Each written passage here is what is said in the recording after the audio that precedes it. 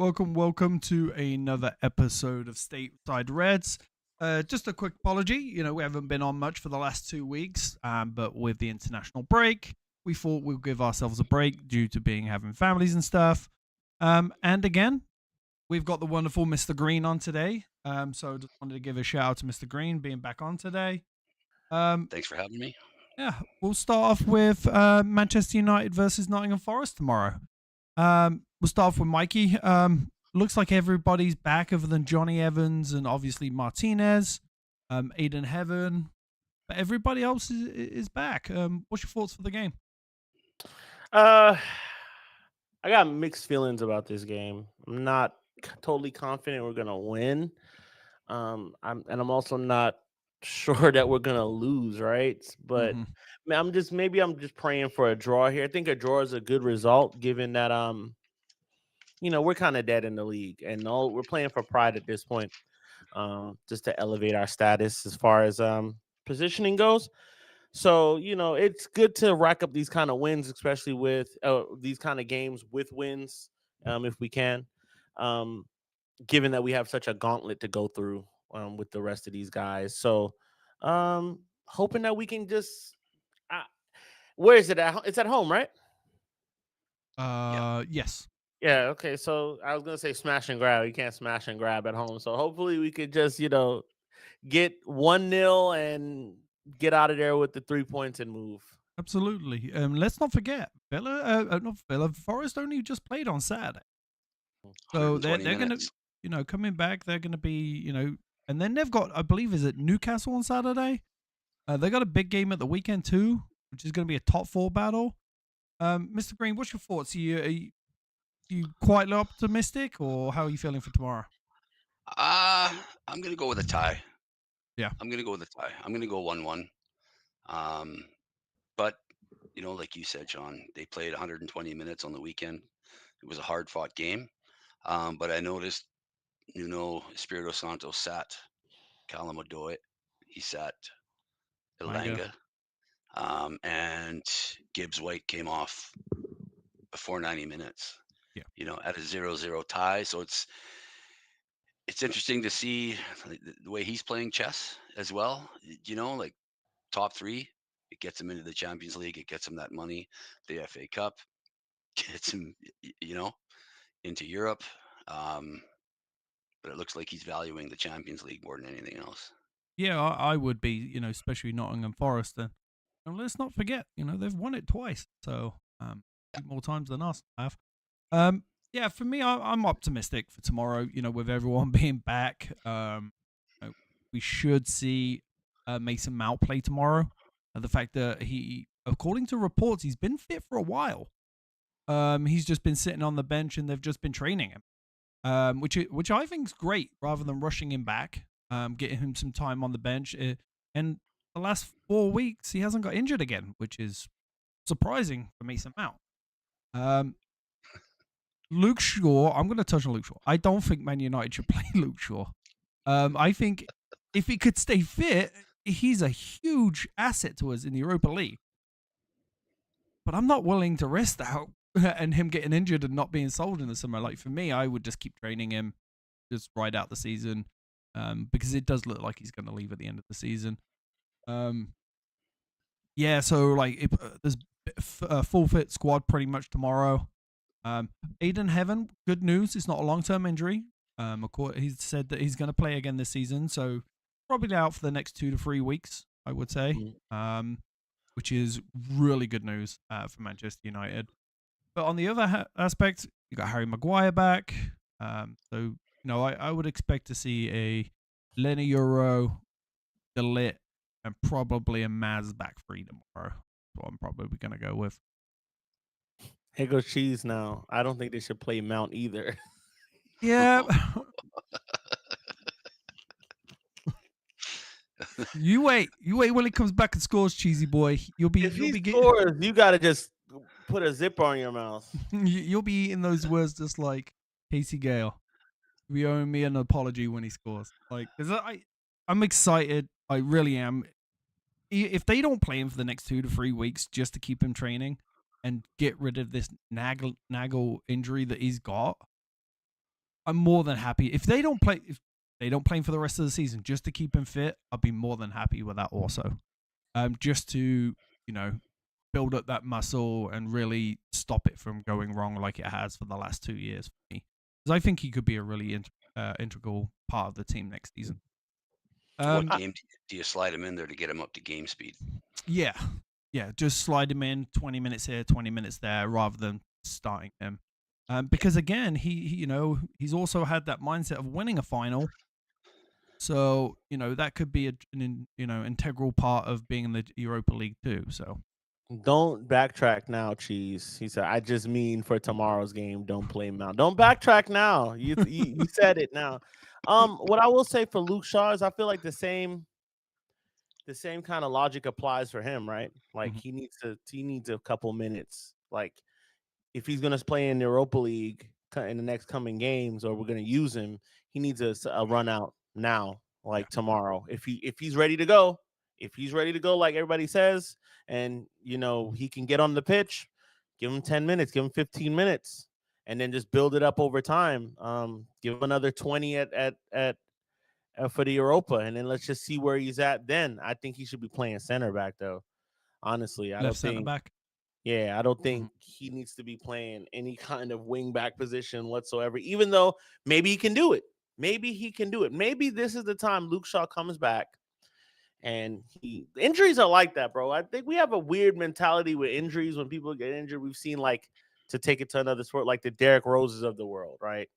Yeah. Derrick Rose got hurt, took his knee, and he never was the same guy after that. Or we've seen all kinds of guys have injuries and never be the same again. I've also seen guys come back from injury and redeem themselves. So I'm hoping that could be the case for Luke Shaw with this one. I'm giving him another chance. I want to see a Luke Shaw redemption tour. I'm here for it. I'm going to support him. Mason Mount too. If you're in this red shirt, I want to see you succeed, but I can't be afraid to put you out there. You got to just get out there and let it happen if it's going to happen. Yeah. Excuse me. Absolutely. I heard something yesterday that it was like, it wouldn't put it past me if Luke Shaw came back and had a fantastic run to the end of the season and our mindsets changed, like, oh, maybe we should keep him for another season. Just like it happened to us last time. Signed his new contract. He went on that long run of being a great player, and then all of a sudden he got injured. Casey, are you a doctor? Luke Shaw cannot play at any position that requires explosiveness, quick twitch. It's going to put too much tension and trauma on his body. He will break. Like, you know what you're doing right now? If we were playing craps, do what you're doing? You're playing the field. That's what you're doing. Instead of like believing in this 3 or this 7, you're playing the field and saying, oh, yeah, we've seen him get hurt before. But like, we won't know he's healthy and we're paying him, so he needs to play. I wouldn't play him for the next, I would say, 4 weeks. I would not play him. Maybe like a 10-minute cameo here or there. Do you agree, Mr. Green? Like, I do. Our next 4 matches are Nottingham Forest, Man City, Lyon, Newcastle, and then Lyon again. And realistically, if you're looking at any sort of game time, I'm thinking Wolves, but that's like in April 27th. Yeah. Like, the next, like, I don't know. You see how it goes against Man City, but I don't know where you fit him in, to be honest. I don't know how healthy he is. That's the thing. How, like, is he healthy, like 100% ready to get on the pitch? No. Amram said today that he's not ready to be on the field. Okay, well, moving on. On. Yeah, I agree with you, Sean. I think we just, you know what, handle him with care. Yeah. Build up that strength and sell him in the summer. Yeah. You think people are going to buy Luke Shaw with Somebody his injury record? Yeah, someone. Yeah, I don't think we're going to get much for him. I think it'll be maybe 10 million, if that. But someone will purchase him, because you can also go the same mindset of Martial, right? Martial was consistently injured at Man United. He went abroad, and now he's had a huge run of games. Martial's played more games for Manchester United than Luke Shaw, and Luke Shaw was there. No, I agree with you, but I'm on about that mindset of like he's being injured. But it wasn't that horrendous. That's the thing. Like, no. there's this like idea that his injury record was horrendous. it wasn't as bad as Luke Shaw's, so it's Yeah. not like kind of the same thing, right? Well, Cheese is saying a good thing there. Maybe an MLS team will pick him up. Oh yeah, A Saudi, those guys are desperate all the time. Yeah, you know. Well, have you seen the reports now that Miami might be signing Ronaldo for 3 games so he can play in because his team didn't make the Club World Cup. So now Miami are going to sign him for 3 games so he can play in the Club World Cup. Like, when did Ronaldo turn into Floyd Mayweather? Like, he just makes everything a mockery now. Like, it's just sad. It's sad. Yeah. You know, it would be funny, like, but you got to remember the amount of money that would pull in Ronaldo and Messi on the same team is insane. The amount of money, so why not do it? Hold on. How come I have to be I have to have an opinion? I gotta be a doctor or or my shit don't matter. I'm just some dumbass. Don't nobody get treated like no dumbass. Just me. We're just messing with you, Casey. You're being emotional, bro. You're being emotional. It's we ain't been like that. You got your opinion. That's what this show's about. Yeah, like what did I say? Did I say stupid ass motherfucker? Why you say that? No, I just said are you a doctor? Because if he's playing, if he's healthy, which he's not, we've already discussed that he's not healthy now. If he's healthy and we're paying him money, then he needs to play. But he's not as healthy as I was thinking this conversation was going to. So nobody thinks you're a dumbass, Casey. Just don't be emotional, man. We love you. Yeah, we love you, man. Yeah, I want to kind of, you know, move on to United today. I'm not sure if any of you guys watched it today. Unfortunately, Man United went out of the Youth FA Cup semi-finals to Aston Villa on penalties. Did either of you watch it today? Yeah, I watched. I was at work today. You know, we didn't play great. Nope, it was very bad. It was it was lackluster at best. The back line was struggling for passing and consistency. There was a couple of good players on the field. A couple of good that came on, but overall it was just lackluster. Probably the worst game I've ever seen 𝗕𝗓𝗏 play. It was just horrendous today. But that's just, you always got to remember he hasn't played in a while because he hasn't been in the youth academy. He hasn't been in the first team, but he's been sitting on the bench, so he's kind of rusty. So we can give him a break there. He's been a lot of people don't understand that, like, oh, he's supposed to jump back in after 12 games or whatever he's been out, sitting on the bench for the first team, and then expect to go play brilliantly the first game back. So he was rusty today, and you could clearly see that. But overall, just a disappointing. And I'm sure a lot of those players are going to feel disappointed because even though Man United were disappointing, I still think they were the better team. They were the better team against Villa. And 3, actually. I missed the third penalty was just horrendous. He went wide. The first one wasn't too bad. It was just a great save. And Villa's goalkeeper, I can see him in the Premier League in the next couple of years. Mikey, that shot that came off Fletcher and it deflected and it went that way and then all of a sudden that way and the goalkeeper somehow was going right. And going right and just managed to get his hand on it and hit it wide. I was like, one of the greatest saves I've ever seen. And that's coming from a kid. It was just an incredible save, which would have put Man United through. And then Villa missed the penalty in the first half. Yeah. So what was your take on it, Casey? Michael here. Mikey, sorry. I was reading the chat when I was called your name out. Yeah, I think boring game one. I mean, it's low quality because it's kids, right? They're kids. They're trying to break into the team. So, you know, that's what you expect in the youth team. I just wanted to watch them more. And to be honest, Villa was really bad. They were there for the taking. Like, the first 4 minutes of the game, we were on our heels a bit, and then we started taking over. And all of a sudden, that weird goal goes in where it bounces off the defender, and their guy goes in, puts it in real quick goal. We get ours back a few minutes later, which you just got to be there, right? It's just one of those things. You have to be in the box, got to be in the right positions. You got to be the fox. And was that Scanlon puts it in? Yeah, we're back in it. And then it's just back and forth. It was like a basketball game. There's really no defending. no high quality defending, to be honest. But United, United's out, and it's sad to see these kids. We got some good kids that are playing for us, man. We have some really good kids. Scanlon, I like him. This is my first time seeing him. I like him. I like how intense he is. I like how aware his awareness.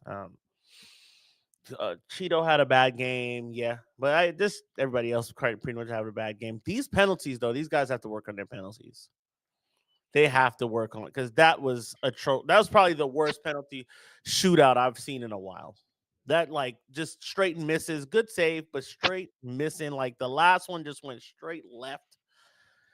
It was ugly, and then the guy's laughing before he's laughing with the goalkeeper before him. Dude, put your eyes on the ball. 𝗕𝗏𝗡 was winking at the goalkeeper. Yeah. Put your eyes on that ball and get your laces through that thing, and stop messing around, getting into mind games. Because the way you took that penalty, you're not like that. You're not like that, my guy. So, respect to the youth. Gonna be watching them a lot more, along with the women. I'm gonna talk about the women game in a second, but great. Next year we were the holders, so the first team's out, we're out. So it seems apropos at this point. Yeah. How much do you guys think the psyche of playing on the senior team, albeit sparingly, and then having to go back down to play with the youth team had to do with it? Yeah, it can be kind of difficult, because when you get called up and you're sitting on the bench for 3 or 4 games, you kind of in that mindset like, hey, am I getting promoted? And go back down. Like, wrong? Why am I not team for tomorrow? But then they also have to look at the fact that so many first team players are coming back now that they, you got to go back down. And me, Scanlon is just incredible. Mr. Green, I know you didn't watch the game today. Have you watched any of the youth academy this year? I've watched a bit. Mm-hmm. I do try to watch the highlights of all these kids on YouTube. They got these 10 minutes. Yeah. If I can't watch the game, and the one that actually impressed me the most is 𝗕𝗏𝗀𝗍𝗓. Kunde's good. Yeah, he's a big fella too. Big fella, but his vision, like I don't understand why he hasn't gotten any minutes yet this year. Yeah. Because to me, he seems to be the most ready, vision wise, passing wise, his movement. That's who I'm most impressed with. It was the big fella, Morehouse. Morehouse is good, baby. He's good too, but he's still physically awkward. If you know what I mean, he's not sharp. He's not crisp. He needs a couple more years of seasoning. But yeah, definitely. There's 3 or 4 players that I think Amrim's going to mix them in next year. I think a lot of them with like you said, you're unsure why they've been called up. I think a lot of it is like you also want that youth academy to do well this year, and you don't want to keep bringing all the players up because then their quality drops off. Also, I think we're going to see a lot of them on tour this summer. We're going to look at Scanlon's. I'll be shocked if he is not on tour this summer. 𝗕𝗏𝗡𝗍, I don't want to miss the penalty today. I think I'm saying his name wrong. It's close though. He isn't ready yet for me. He's only 16, so I can't remember who. I'm gonna know who you have to correct me here. So was that like 14-year-old that's come up into the under-18s now? Do you remember his name? He's supposed to be killing it in the youth academy right now. There's a young player that's come up and he's actually scoring for the under-18s right now. I think he's like 14 years old. He's really good. But overall for Man United, things look up. The first team is starting to get a grip with Amarim's system. The youth academy's looking really good. We're poaching youth academy players from all these other teams. Things are looking up, which is going to bring me kind of onto the next segment. It looks like Victor Osimhen wants Man United, and it looks like Man United will want Victor Osimhen. I'll go with you straight with this, Mr. Green. Do you think he's the right player for Manchester United? I do. I think there's 3 or 4 out there. I know he's said he's wanted Man United. But for me, it's the money thing, right? I think his release clause, if I'm not mistaken, is around 65, I believe, yes. 65, right? So, you knock off all the big clubs that can spend. And if Osimhen is still there, then yeah, I think he's there. And we can work out a deal with deferred payments like we talked about the other day. Yeah. Um, I really do. He's 26, Yes, 26. right? Yeah. 26. So he's just starting to hit what I always call the man strength years. You don't really develop that power until you're about 26, 27, 28. If we can get Osimhen for the next 3, 4 years, fantastic. I do. I think he's a talent. Um, him, 𝗕𝗀𝙍𝙀 from Sporting. Yeah. He's back on the radar again, but Arsenal's in the hunt there. 𝗕𝗀𝙍𝙀. There's another one that's really, really good. There's probably 8 strikers out there that I think could fit in with 𝗕𝗁𝙍𝙍's system right now. For me, out of all of them, I would rather take Osimhen over 𝗕𝗀𝙀. And the reason why is, the more I look at it, is would he do that consistently in the Premier League? You know what I mean? He played for Coventry. He got decent numbers at Coventry. He didn't make it into the Brighton team. Now he was a lot younger, but can he do that? And he has a lot of goals this year, a lot of goals. But can he do that week in, week out in the Premier League? For me personally, I believe Osimhen is more of a fit for the Premier League than 𝗕𝗀𝙀 is. Mikey, what's your take? Which one would you take, Osimhen? Yeah, I like Mr. Green said, it's a no-brainer that I'd go with this guy. Strength, pace, precision, can shoot from anywhere. Can run in behind break lines. He's gonna back down most defenders, 𝗕𝗓𝙁 types. Strong guys, he could hold them off. You could play it at his feet, you could play it over his head, whatever. The money is the issue here for me. I'm looking at it here. It says it's 62 million pound release clause, so it's 72. Yeah, so it's insane. We're gonna get hosed no matter where we go for a striker. We're gonna have to pay that money, and so somebody's gonna have to go as a result of it. Do I know if he's Premier League ready? Don't know. I won't know until he gets on the pitch, and I will reserve that judgment to there for that part. Sesko is another one that I like. Yeah. But it just seems like everybody else has a better chance of getting these guys than we do. Arsenal has a better chance. Liverpool have a better chance. Aston Villa has a better chance. Aston Villa has a better chance. Everybody in that top 7, top 8 have a better chance right now than getting, Chelsea always has a chance for some reason. They've always wanted Osimhen too. Yeah. But the thing is with the release clause is what I've heard is that we can pay. I don't know if it's a pay now thing anymore. We can give them 70% of the release clause and then stretch that amongst what we would pay in wage.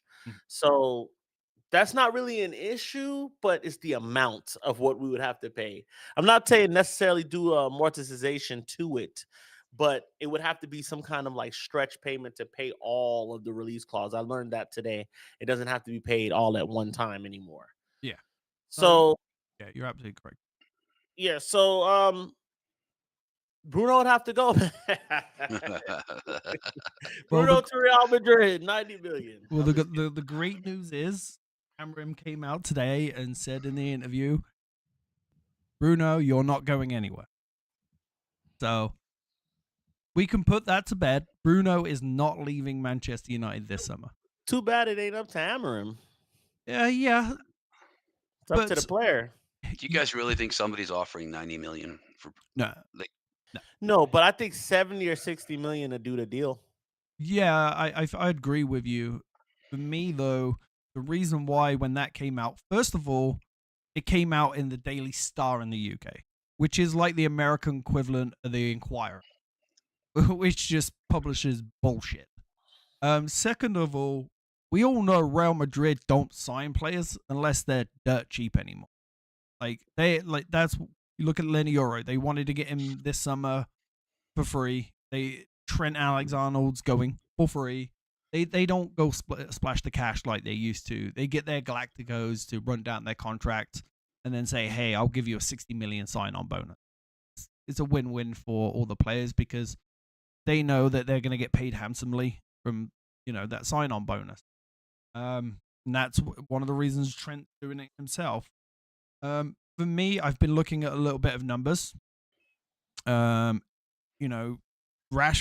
it looks like he's playing decently. He's starting to come into his game a little bit more at Villa. He's playing well. Yeah, he is playing well. And the good news about that is 50 million for Marcus Rashford in the summer.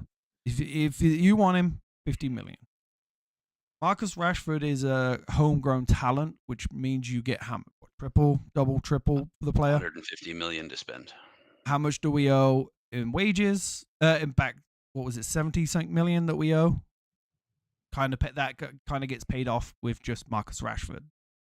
It looks like Chelsea are going to keep Sancho. Fingers crossed, hope. But then we are looking at today that, one of the talking points, Isco putting out there, we'll have to put a GoFundMe to keep Antony at 𝗈𝗊𝙍𝙍. Now, there are reports today that Atletico Madrid are interested in Antony now also, which is great news because then you have a bidding war. Whoever wants him can get him. What paper was that written in? I saw it on Twitter today. I can't. It was a decent name. It wasn't like the Inquirer, but it wasn't Fabrizio Romano. So it was People magazine. People's Person, I think it was. Okay. So but I may be wrong with that one. But again, the way he's playing out there,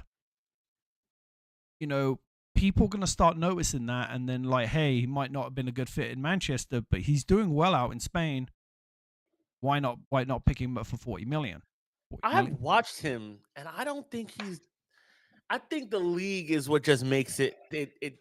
And I don't like to do this, but I think because he has so much time on the ball in La Liga, right? Mm-hmm. And the guy has pace. The guy, he's one-footed as hell. He's as one-footed as it gets.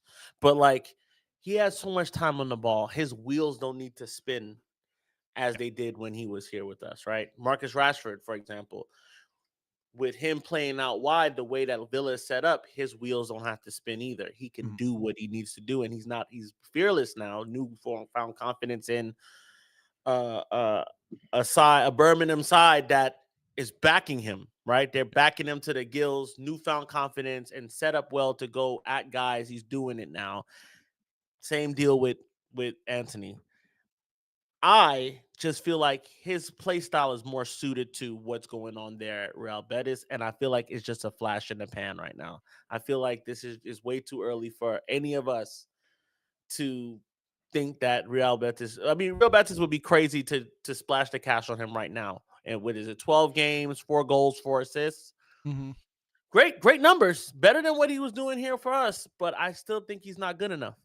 I still think he's not good enough, and I still think they're in 6th. I feel like if they get Champions League, the checkbook will open, and they'll pay some money for him. But I still don't think I think he's just doing well right now because it's like a new club bounce. Yeah. For me, that's perfect though. That new club bounce and looks good, and let's not forget United in the past have done that. Yeah, United did it with Karol Poborski back in the day, and I'm sure Mr. Green remembers that we spent the cash because he had a good Euros. Real Madrid did it with not Rodriguez, the Colombian player. He had a good World Cup, and then they spent all that money, 60 million. We did it with 𝗕𝗓𝗍𝗓. Yeah, James 𝗕𝗓𝗍𝗓. A few teams have done it. Yeah, trendy signings. I agree with you, Mikey. I think it's the league. Yep. The Spanish league, they tend to sit back. You know what I mean? The defenders are on their heels. So Antony gets to run at him all day long. Where the English league, and I've always said it's different from the rest of the leagues in the world. It's fast, it's hard, it's high pressing. You look at these players, once they receive the ball, they have very little time to react. Very little time to react. And Antony came from the Dutch league, plenty of time, to the English league. Holy shit, this is really fast, really aggressive. Now he's in Spain. It's a different level of speed. The Premier League for me comes for a grassroots on a Sunday league. Like if you've ever played on a pitch on a Sunday, you're either going to get someone that's going to take you out, or you just have no time whatsoever to pass the ball. So tactics just go out the window.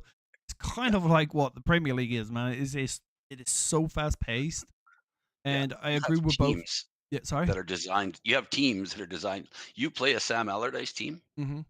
You know it's going to be aggressive, long balls for 90 minutes, and you're going to come out of there knowing that you were in a rough game. Yeah. Remember when we were losing to Burnley? Mm-hmm.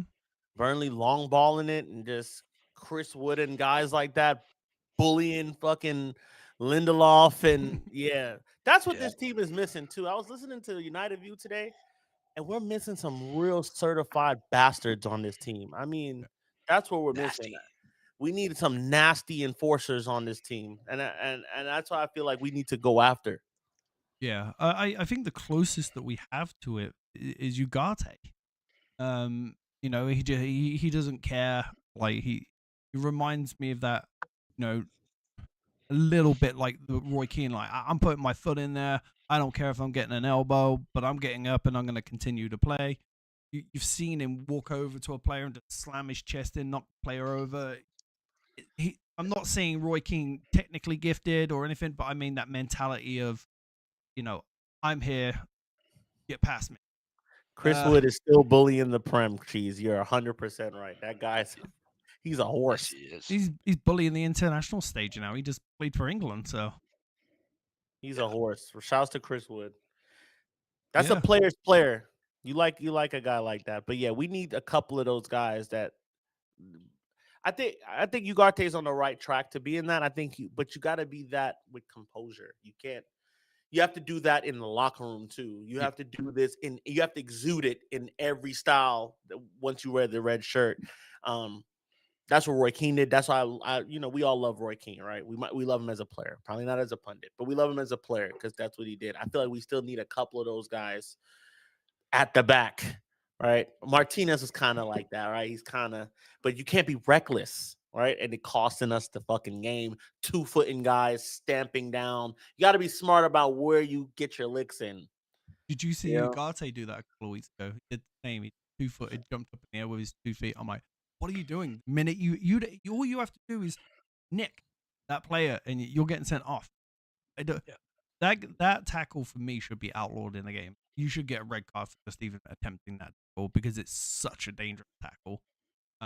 You can egg in their career. You know, just look at Haaland. Haaland's dad with Roy Keane. And that touch it. Looks like Haaland's out for the season too for City, so it was announced today. Is that out for the season? I saw him leaving in a boot. Yeah, he said that he's probably out for the season. He will probably be back for a couple of games in the Club World Cup. That's it. He's out for the season.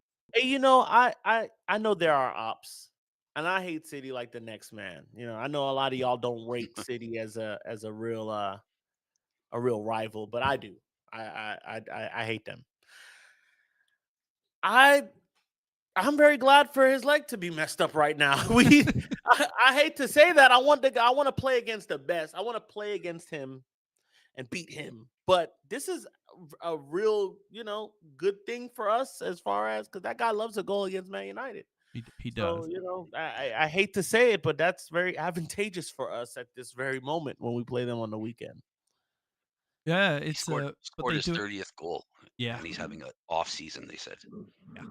Yeah. Oh, the whole team's having an off season, but let's not forget they do have a pretty good backup in 𝗕𝗓𝗍, who scored again at the weekend. And they might win the FA. They're probably going to win the FA Cup. You think?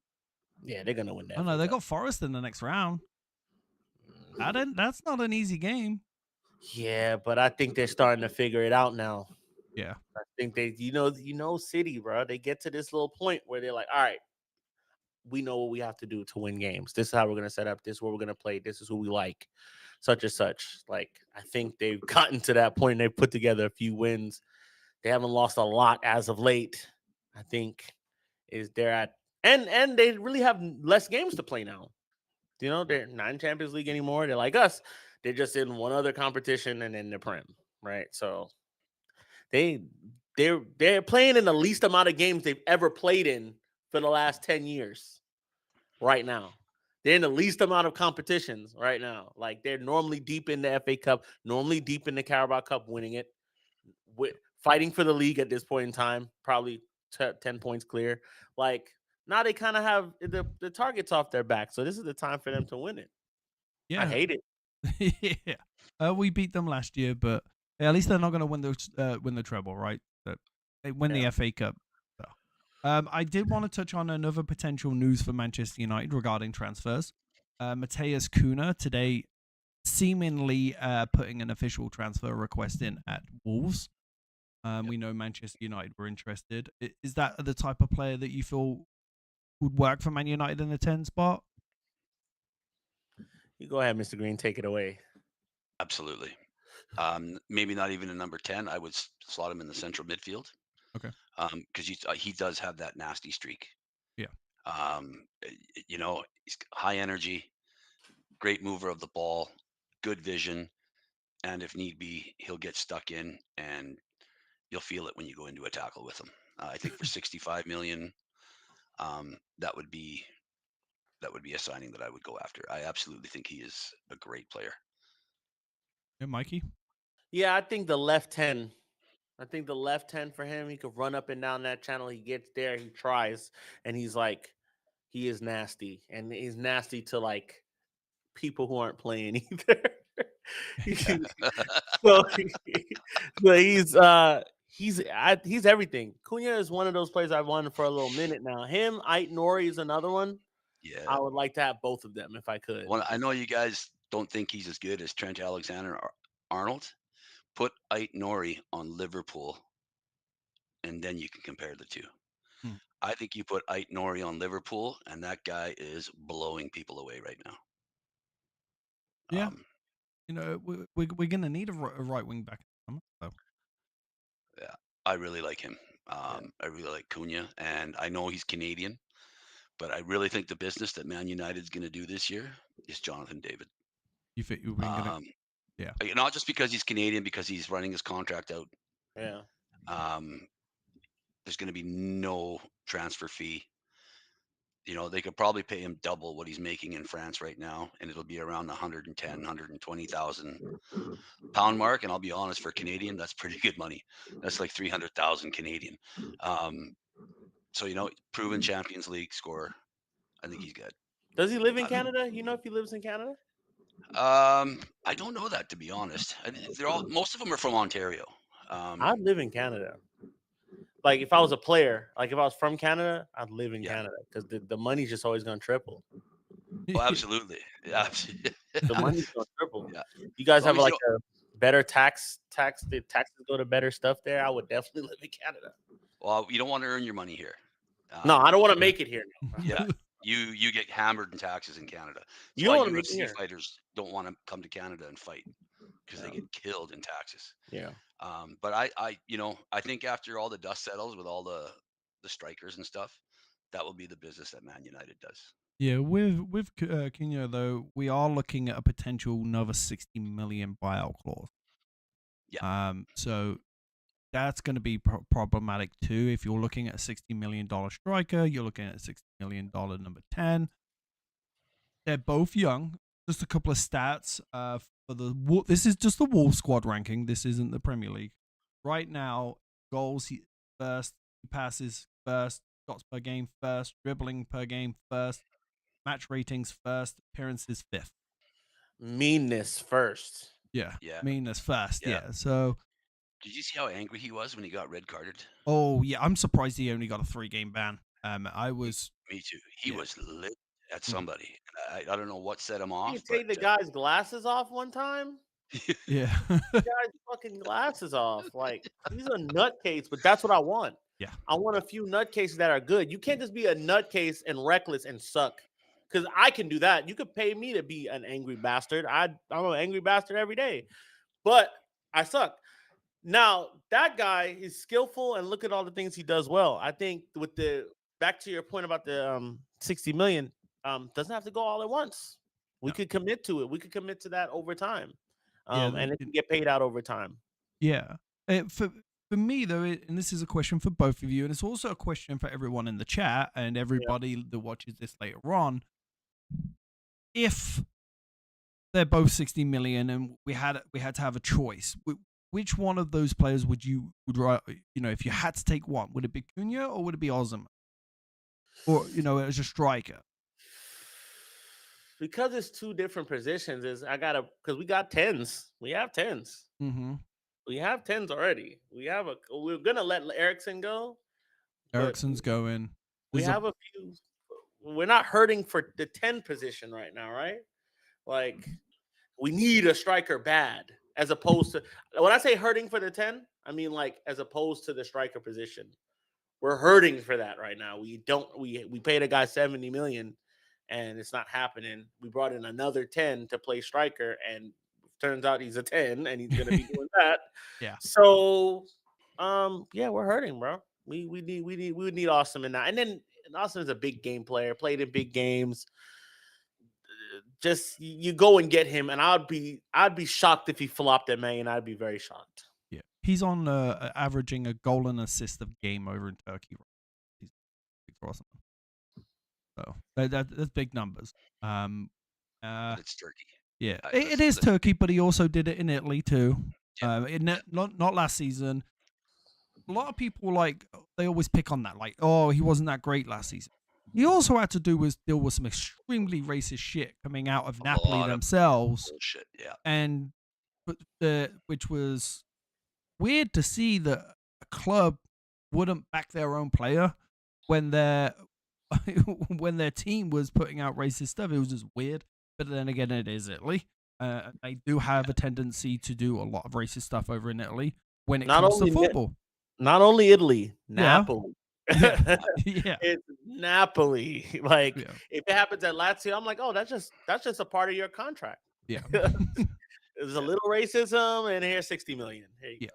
So I'm not going to count last season. He still put decent numbers up. It was one of those seasons where he was dealing a lot with the personal issues. Mr. Green, you were talking about the Canadian player and Kune for 60 million, or Osimhen for 60 million? I would go with Cunha, just because his energy level, he'll cover more of the field. He will do more for the team, and he's already Premier League proven. Yeah. So to me, and it's somebody you build. Yeah, you can build around Osimhen for sure, but you got this guy in your, he's your core. He's in your middle. Everything's going to go through him. He might even help out Højlund. Yeah. Do you know what I mean? Take some of the pressure off. At the end of the day, I would love to go back to the old days in United when people just wanted to come here and we could have both. Yeah. But for me, and you should look to see if you could do those deferred payments for both, right? Because the more you win, the more you make. You get that Champions League money. Like, I heard somebody the other day that you get to the Club World Cup, that's $120 million under FIFA fair play and sustainability. Yeah, it's ridiculous amount of money that they're getting to play over there. That's stupid. I think the total was over $1 billion for all the teams involved split. To go play in a fun tournament. Yeah. Essentially. Right? Yeah, so, so you should be Where's looking. it going to be? USA, isn't it? USA this time. Yeah. Yeah. Yeah. So your goal should be to get to there. Now you get Osimhen, you get Cunha, you get 𝗕𝗏𝗏. Yeah, you're probably going to, but you've done it before. Like, come on, Glazers, dig deep. Okay. You've spent $200 million in a summer and come back with garbage. Yeah. You spent $100 million on one man before. Twice. Actually, no, 3 times. Paul Pogba, Lukaku, and Antony. Yeah. So, it's just insane. I agree with you. Like, my ideal would be winning the Europa League, getting that Champions League money, and getting both of them. Letting go Marcus Rashford, Antony, Sancho, Eriksen, all these players that are on big money at Man United, and allowing some of that. That's the thing. Osimhen's going to want big money, right? And rightfully so. Yeah, he's going to want big money. Striker.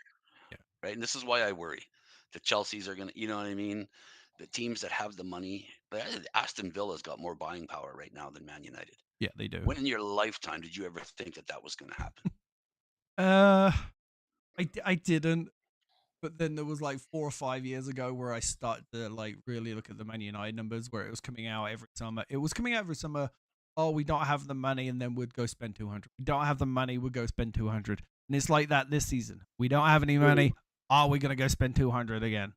But I hope this is the year, because I think 𝗕𝗓𝗡 and his team take a deeper dive. Yeah. You know, like that 𝗕𝗓𝙀 signing was smart. Mhm. You know, really, They really, look really into it. smart. Yeah, they're definitely looking into it now for sure. Was I it- Yeah, agree. and I was- think that's why they picked him up, because, you know, his first year at Sporting, they sold $53 million or euros worth of players, and they only spent 42. Yeah, they brought in a lot of players. Like 8 players they brought in their first summer.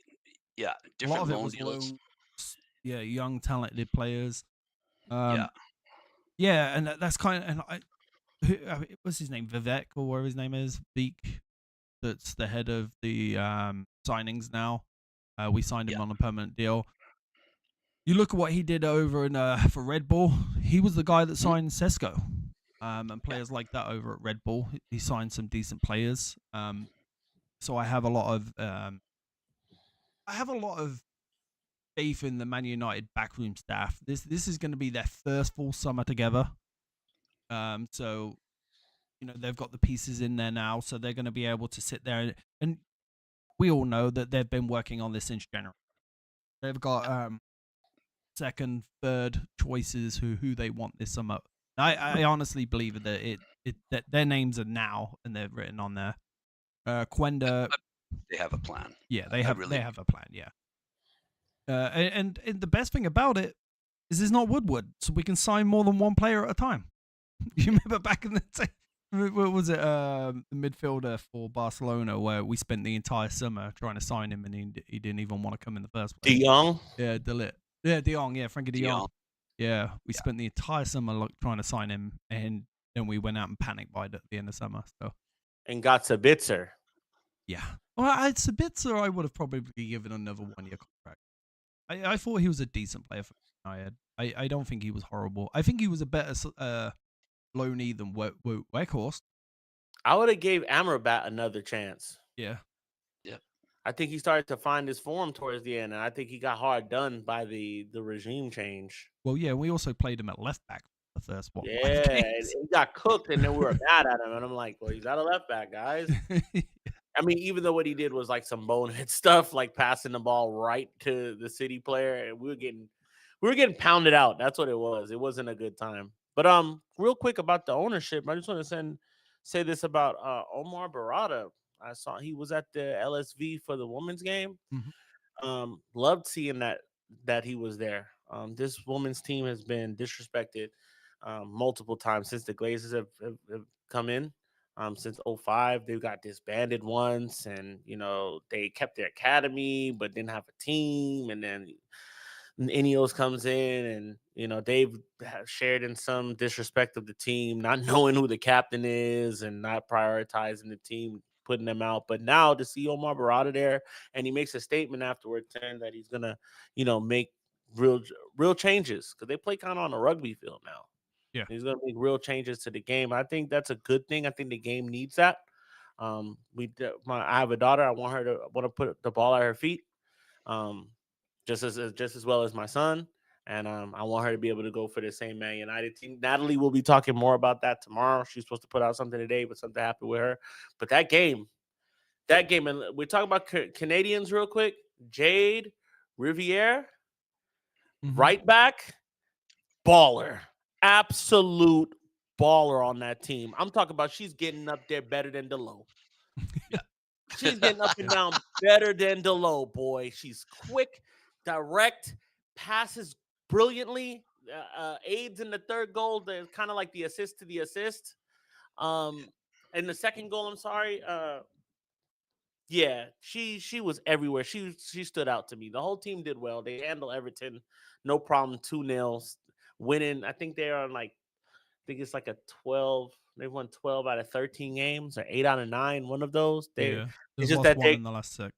Yeah, they're just going up against a good Arsenal and Chelsea side. You know, Chelsea's just dominant in the women's game, but they're also going up against well, they're tied on points with Arsenal right now. So Yeah, but Arsenal is just pulling away from it. Like every time the women win, Arsenal wins, and they win emphatically. They won Yeah. 4-0 on top of it. So getting into these games, bro, getting into this women's league more. Natalie inspired me to really look more into it, and it was end-to-end stuff. Everton did have us on the back foot a little bit, but Our sports channels show more women's English soccer than they do men's. they show that game till damn early though. It was at like 7 Yeah. a.m. and I was like, it's Sunday, man. I don't watch the men at 7 o'clock. I mean, I used to go to the pub at 7 and watch the men. I hardly do that now. I'm getting to that age. I'm like, I don't know if I'm gonna get up. Let him watch it. Oh, I get it. Like, you know, my kid's got a game tomorrow, so he wanted me to go, and you know, he's more important than me, the Man United, so I won't be watching the game tomorrow. But when I get home after my run, I will be rewatching the game, win or lose, just to, or you know, we got something to talk. I can have something to talk about tomorrow night. Yeah, overall, I think, you know, I'm looking forward. We've had too much time off Manchester United. I'm glad we're back now tomorrow. And then, fortunately, we've only got 2 months left till the end of the season, boys. You know, we're looking at the transfer window. I don't know if you know about the recent rule change in the transfer window because of the Club World Cup. It's opening on June the 1st, closes on June the 10th for like 10 days, and then it reopens again. There are talks of next year changing it to open earlier and closing before the Premier League starts next year.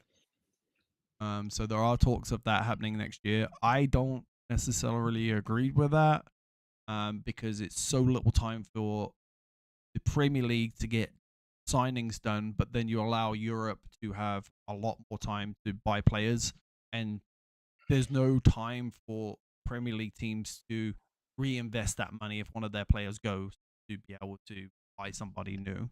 I think they should all Cup year. Yeah. Is it? Right, so It's tough. Big things happening here at Stateside Reds. Like, I want to say well done to Natalie. That first video was amazing. I can't wait to see the new one when it comes out tomorrow. We are actively looking for a youth academy. Anybody out there that would like to join Stateside Reds and focus on the youth academy, please let us know. Mr. Green, if there's something you wanted to do, let us know. You know, we're looking for someone to put a video out once or twice a week on the youth academy, and learn a little bit more about it. Me and Mikey are definitely going to be watching more next year, and we're willing to jump on with you guys and talk about it. But that's definitely we're looking. We're building, right? absolutely. You know, we're building as a Stateside Reds. We want to be the #1 show in America, and then eventually, you know, in the world. But we're a lot of numbers behind that big company out there right now. But subscribe. Yeah, so hit that subscribe, brothers. Help us out. You know, you guys got to do like everybody else on YouTube. Hit the subscription button and the like button. I encourage you to do so. Yeah, we got to get those numbers up. But the one thing we are looking to do is I believe it would be the first Man United channel out there to have each individual one. So it would be all round. Got all the men's first team. You know, you got the fan chat like this.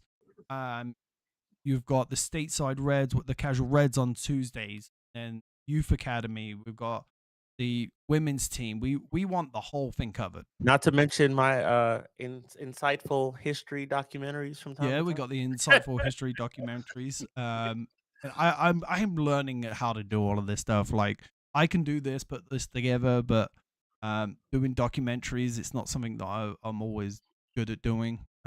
So I'm going to learn that. We've got the Atlanta trip coming up in 5 months.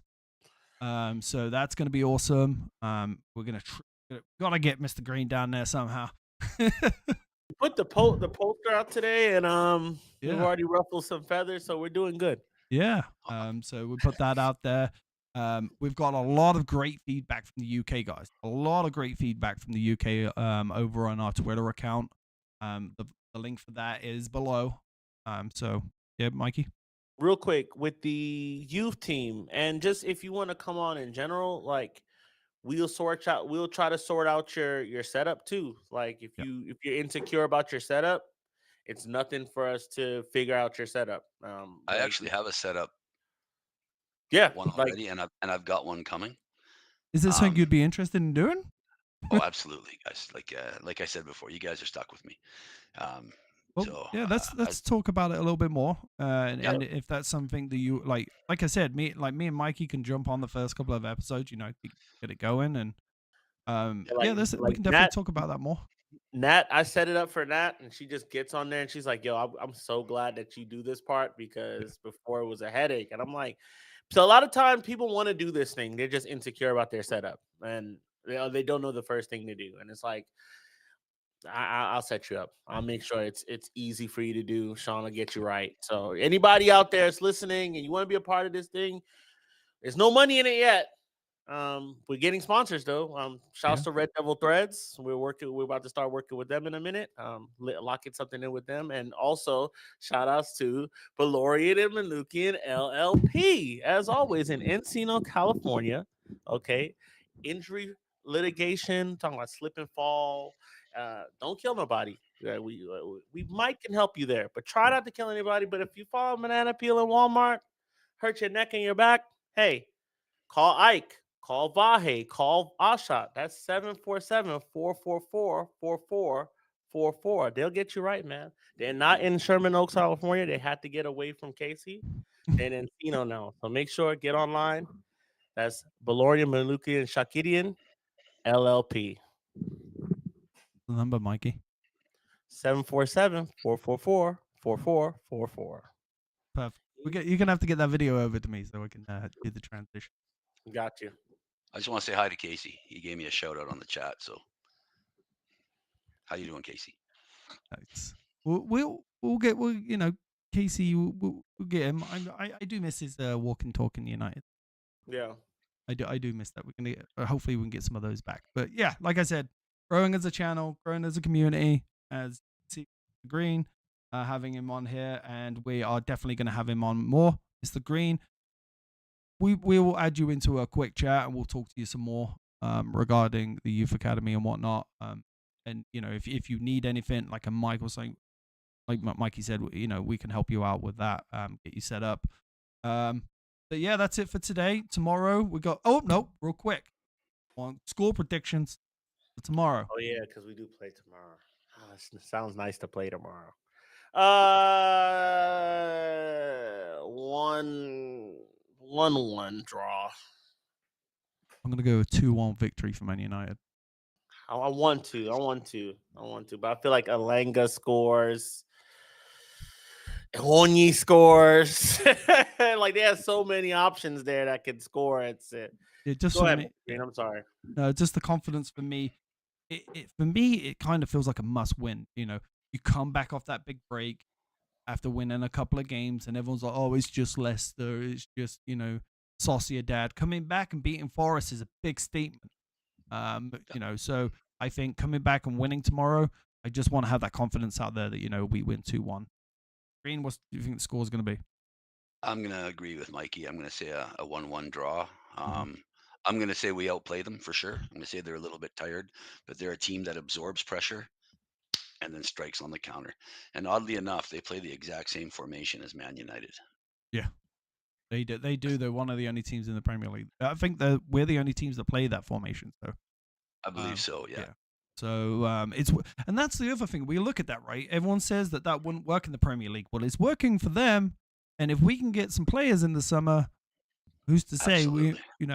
I did some real quick. I did some, looking at the standings today. If United got a strike, so say we had Osimhen this year and he scored 20 goals, right?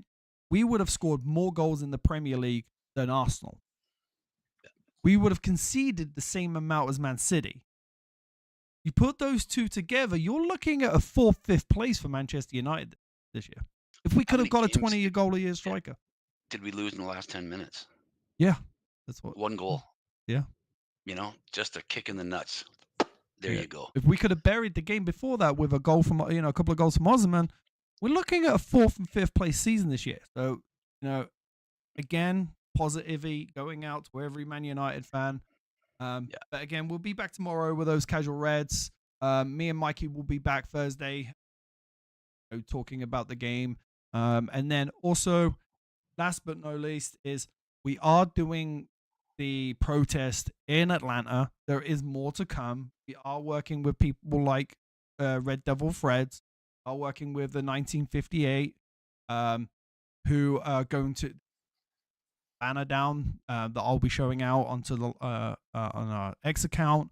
And we're gonna try and do big things down there. Me and Mikey have a lot of cool ideas, getting some music going, getting some burgers, some beers going, and some free giveaways while we're down there too. A lot of things to come, but we'll be working on that and announcing that as soon as we possibly can. Any last final words? You got it, Mr. Green.